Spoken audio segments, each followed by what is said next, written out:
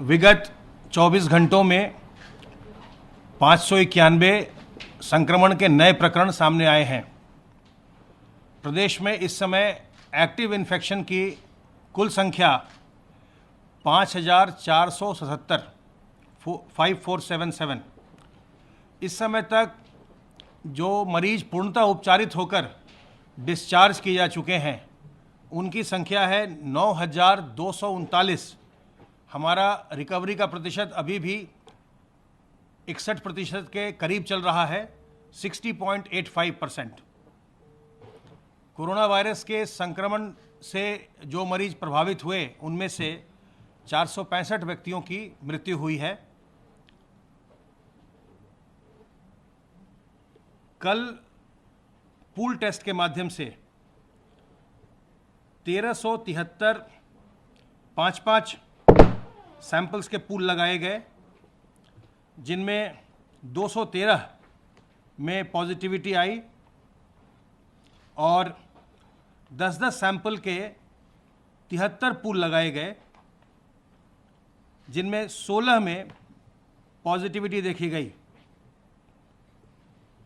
इसके अतिरिक्त कल प्रदेश में 16,159 परीक्षण किए गए। ये अभी तक का सर्वाधिक है। अब तक हम लोगों ने हमने 15,000 का आंकड़ा पार किया था। कल प्रदेश में 16,000 का आंकड़ा पार हुआ। 16,159 टेस्ट कल किए गए। आरोग्य सेतु ऐप का उपयोग हम लगातार कर रहे हैं और अब तक हमारे स्टेट कंट्रोल रूम से 84,948 लोगों को फ़ोन कॉल्स किए जा चुके हैं और उन्हें सावधान किया गया है, उनका हालचाल पूछा गया है। इनमें से 167 लोगों ने बताया कि वो इस समय संक्रमित हैं और हॉस्पिटलाइज्ड हैं। 109 लोग संक्रमण के पश्चात रिकवर करके डिस्चार्ज हो चुके हैं और 3,119 इस समय क्वारंटाइन में हैं। आशा वर्कर्स लगातार प्रवासी कामगारों को उनके घर जाकर उनका हालचाल पूछ रही हैं, उनकी ट्रैकिंग कर रही हैं। उसके अंतर्गत 17,05,783 प्रवासी कामगारों का अभी तक आशा वर्कर्स के द्वारा ट्रैकिंग किया जा चुका है। इनमें से 1,485 में कोई न कोई लक्षण पाए गए और उनके सैंपल लेकर के उसकी जांच की जा रही है। सर्वेलेंस के कार्य के अंतर्गत अब तक 18,458 इलाकों में सर्वेलेंस का कार्य हुआ है और इसमें 5,980 हॉटस्पॉट के इलाके हैं और 12,478 नॉन हॉटस्पॉट के इलाके हैं। 1,26,020 टीम दिवस के माध्यम से 94,63,756 घरों को सर्वेलेंस की कार्रवाई के अंतर्गत लिया गया है, जिसमें 4,82,71,852 लोग निवास करते हैं। अभी तक हम लोगों ने प्रदेश में जो विभिन्न चिकित्सालय हैं वहाँ पर आकस्मिक और आवश्यक सेवाओं को प्रारंभ करवाया था। अब लोगों के डिमांड को देखते हुए और चूंकि नॉन कोविड केयर भी बहुत ही महत्वपूर्ण है, इसलिए माननीय मुख्यमंत्री जी के द्वारा यह निर्देशित किया गया कि सीमित तौर पर जो जनरल ओपीडी है उसको भी प्रारंभ कर दिया जाए और उसका शासनादेश कल जारी कर दिया गया है, जिसके अंतर्गत जो सरकारी क्षेत्र में जो पीएचसीज हैं, प्राथमिक स्वास्थ्य केंद्र, वहाँ पर और जो सामुदायिक स्वास्थ्य केंद्र हैं वहाँ पर अब जनरल ओपीडी भी सभी प्रिकॉशन के साथ तत्काल प्रारंभ हो जाएगी। इसमें ये प्रिकॉशन लेना होगा कि अगर कोई व्यक्ति बुखार से ग्रस्त आता है उसको अलग उसकी जांच करें, उसकी फिर अगर लक्षण हो तो उसके लिए कोरोना वायरस के लिए उसका संक्रमण की जांच हो। लेकिन अब सीएचसी और पीएचसी पर जनरल ओपीडी स्टार्ट कर दी गई है। जिला अस्पताल पर अभी ये स्टार्ट नहीं की गई है क्योंकि वहाँ बहुत ज़्यादा भीड़ हो जाएगी। इसको हम चरणबद्ध रूप में कर रहे हैं। तो पीएचसी और सीएचसी पर एक बार जब स्टेबलाइज हो जाएगा उसके बाद जिला चिकित्सालयों पर भी जनरल ओपीडी को प्रारंभ करने पर विचार किया जाएगा।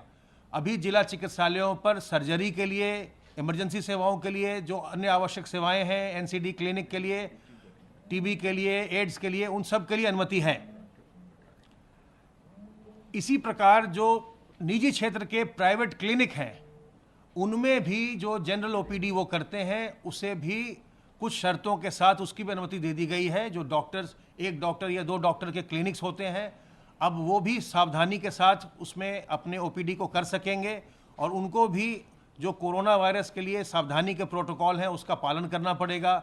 उनको सीमित संख्या में देखना है, बहुत ज़्यादा भीड़ उनका नहीं लगनी चाहिए, सोशल डिस्टेंसिंग होनी चाहिए, सैनिटाइज़र की व्यवस्था होनी चाहिए। उसका डिटेल्ड प्रोटोकॉल कल शासनादेश के माध्यम से जारी कर दिया गया है, तो इससे लोगों को और राहत मिलेगी।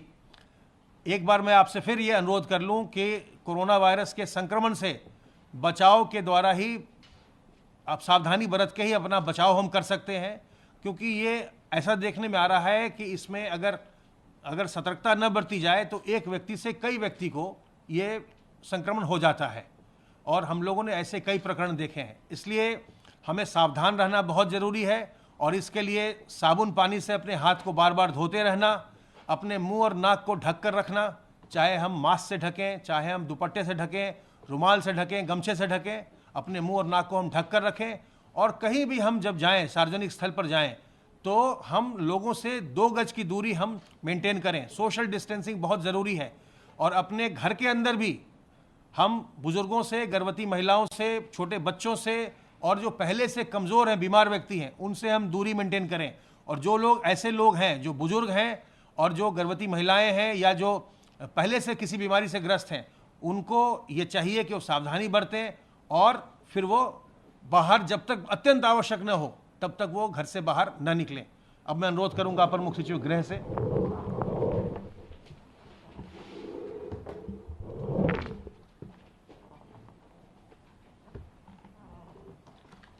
माननीय मुख्यमंत्री जी ने आज कोविड-19 के खिलाफ जो पूरे जंग है उस अभियान की टीम 11 की बैठक सुबह 10 बजे की। माननीय मुख्यमंत्री जी ने आज विशेष रूप से मेडिकल और मेडिकल एजुकेशन डिपार्टमेंट्स की गहनता से समीक्षा की। इस पूरे अभियान में जो मेडिकल साइड है ये सबसे महत्वपूर्ण है और उन्होंने विशेष रूप से निर्देश सभी वरिष्ठ अधिकारियों को ये दिए हैं कि हमारे प्रदेश में जहां एक और शुरुआत में ज़्यादा संख्या जमातियों की थी और उस पर बहुत ही प्रभावी रूप से कार्रवाई करते हुए सबका इलाज कराकर उस व्यवस्था को बेहतर किया। फिर दूसरे फेज़ में जहां मेडिकल इन्फेक्शन की समस्या थी उसका समाधान किया। तीसरे फेज़ में जहां पूरे प्रदेश में 35 से 36 लाख श्रमिक और कामगार आए हैं, उनको सकुशल घर पर सुरक्षित पहुंचाते हुए, होम क्वारंटाइन सुनिश्चित करते हुए, उनके इन्फेक्शन की भी व्यापक रूप से मल्टी लेयर जांच करते हुए, जैसा कि अभी प्रमुख सचिव स्वास्थ्य ने बताया, उस व्यवस्था में भी और बेहतरी लाए। अब जो चैलेंज प्रदेश के सामने है वो पश्चिमी उत्तर प्रदेश के जनपदों का है, जिसके लिए विशेष रूप से, जैसा कल बताया गया था, पश्चिमी उत्तर प्रदेश के जनपदों में वरिष्ठ आईएएस अधिकारी और वरिष्ठ स्वास्थ्य विभाग के अधिकारी भेजे गए। आज शाम तक मेरठ, गाजियाबाद, नोएडा, हापुड़ और बुलंदशहर के जनपदों के लिए, बागपत के जनपदों के लिए एक पूरी कार्य योजना बनाने और वहाँ के मेडिकल इंस्टीट्यूशंस जो सरकारी और प्राइवेट हैं और मेडिकल कॉलेजेस हैं उन पर विशेष ध्यान आकृष्ट करने के लिए मुख्यमंत्री जी ने आज निर्देश दिया है। मुख्यमंत्री जी ने अनलॉक की व्यवस्था में और समीक्षा करते हुए निरंतर प्रदेश के बाहर से जो इन्फेक्शन आ रहा है प्रदेश के अंदर, उस पर चिंता व्यक्त की है और ये कहा है कि पश्चिमी उत्तर प्रदेश में बेड्स की संख्या को तुरंत बढ़ाया जाए, जिससे प्रदेश की जो पॉलिसी है कि कोविड अस्पताल में ही कोई भी सिम्टोमेटिक या अनसिम्टोमेटिक मरीज हमारा रहेगा कोविड पॉजिटिव, उस पूरी व्यवस्था को हम सुचारू रूप से चला सके। मुख्यमंत्री जी ने नॉन कोविड हॉस्पिटल्स में इमरजेंसी पर विशेष रूप से आज समीक्षा की। यदि कोई भी व्यक्ति, कोई भी पर्सन इमरजेंसी में आता है, होल्डिंग एरिया में उसको प्रॉपरली उसकी समीक्षा करके तुरंत उसकी मेडिकल और कोविड की जांच कराकर उसको तुरंत इमरजेंसी की सेवाओं देने का निर्देश दिया है। अस्पतालों में डॉक्टर्स और पैरामेडिक्स नियमित निरीक्षण करते रहें, ये आदेश दिया है। और कोरोना के नियंत्रण के लिए सर्वेलेंस की जो पूरी व्यवस्था है उसको भी और मजबूत करने का निर्देश दिया है। माननीय मुख्यमंत्री जी ने पब्लिक एड्रेस सिस्टम के द्वारा लोगों को कोरोना से जागरूक करने का भी निर्देश दिया है। और आज ये भी निर्देश दिया है पुलिस को कि और सक्रिय होते हुए कहीं भी भीड़ इकट्ठा न होने दिया जाए। गेहूं के क्रय के बारे में भी आज समीक्षा की गई और गेहूं क्रय में भी ये निर्देश दिए गए कि कहीं भी बरसात में कोई बाहर गेहूं न रहे, खराब ना हो। और इसके लिए कृषि विभाग को और खाद्य विभाग को और मंडियों को निर्देश उन्होंने दिए। हरे चारे और भूसे की व्यवस्था का भी निर्देश दिया कि कहीं भी किसी भी पशु को कोई कठिनाई या समस्या न आए।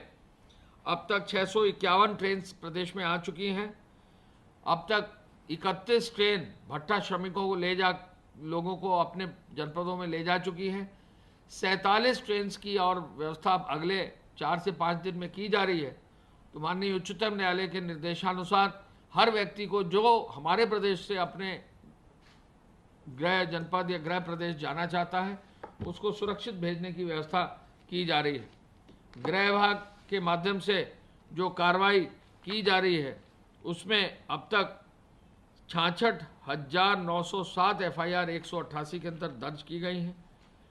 56,000 से अधिक वाहन जब्त किए गए हैं। 30 करोड़ रुपए की धनराशि जो है चालान में जमा की गई है। 3 लाख से ज़्यादा परमिट वाहनों को आवश्यक सेवाओं के लिए दिया गया है। 701 FIR EC एक्ट में दर्ज कर दी गई हैं। 1486 मामले फेक न्यूज़ के संज्ञान में लाकर कार्रवाई की गई है।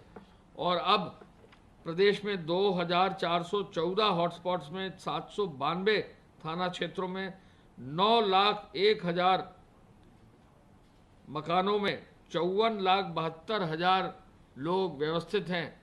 ये लेटेस्ट सूचना हमारी है। हॉटस्पॉट क्षेत्रों में अब मात्र 81 ही सामुदायिक किचन संचालित हैं। और गेहूं क्रय में अब प्रदेश ने एक रिकॉर्ड 405 लाख क्विंटल गेहूं का क्रय कर लिया है, जिसमें मंडी से भी 87 लाख गेहूं क्रय हो चुका है। प्रदेश में जो पूरी अस्पतालों की व्यवस्था है उसको निरंतर अपडेट किया जा रहा है। कोविड के चेकिंग में भी आज लगभग 16,000 से अधिक जो है टेस्ट कर लिए गए हैं।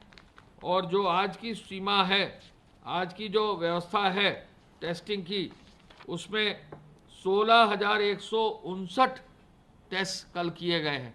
एवर हाईएस्ट टेस्टिंग की गई है, जिससे कि कहीं भी कोई भी व्यक्ति यदि संक्रमित है उसको हम सीधे जो है आइडेंटिफाई कर सके और उनको ट्रीटमेंट स्टार्ट करके उनकी जो भी कॉन्टैक्ट टेस्टिंग है वो भी शुरू की जा सके। धन्यवाद। जय हिंद।